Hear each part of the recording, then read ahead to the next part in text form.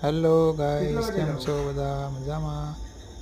આજે અમારે તબેલામાં બધા માલ છે, ગાયો ને એ બધીને અમે તબેલામાં જે લાવીએ ધીમે ધીમે, અને શરૂઆત ધીમે ધીમે કરશું.